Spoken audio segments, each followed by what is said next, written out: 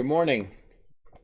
This is the Bible study or the devotional this morning for April 22nd, 2020 for Open Gate Church. And yes, we are still using My Utmost for His Highest from Oswald Chambers, but today's he looks at the verse from 2 Corinthians chapter 3 verse 18, and he uses it in this way.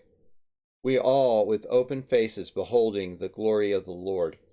He talks about today in his devotional the fact is that sometimes Christians get very disheartened.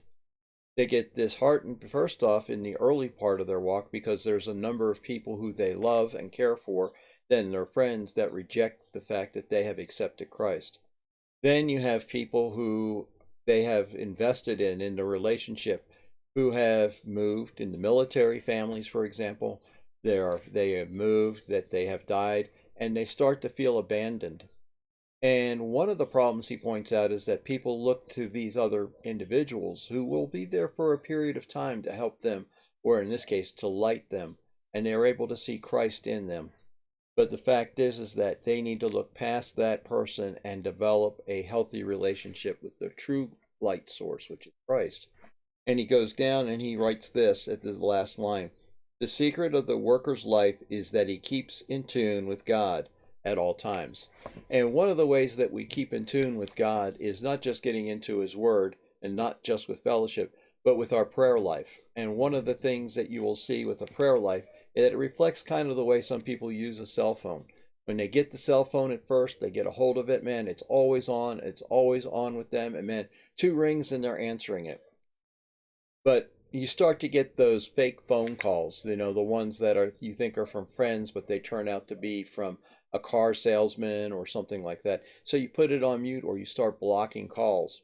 Well, when God starts asking us to do things that we aren't comfortable with, we may start blocking those calls.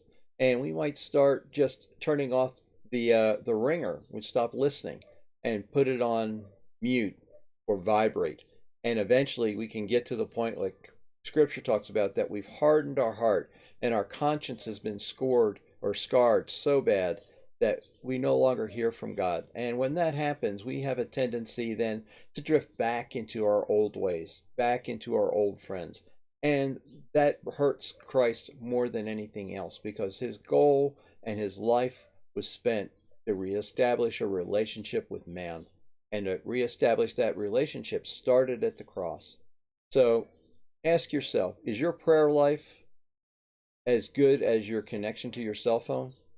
Is your prayer life healthy?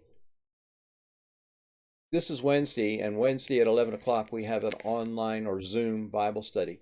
If you are interested, let us know. It'll be recorded, and we will try to get it up. But if your prayer life isn't healthy, your relationship with God isn't healthy because we are built to have healthy relationships, and healthy relationships require communication, and prayer is communication. Scripture tells me to pray without ceasing, like we carry our cell phone. If you're praying every time you have your cell phone, then your prayer life is healthy. Well, you enjoy the rest of your day, stay safe, and hopefully if you're interested, you'll be able to contact us and join us for the Zoom Bible study at 11 o'clock Mountain. Thank you.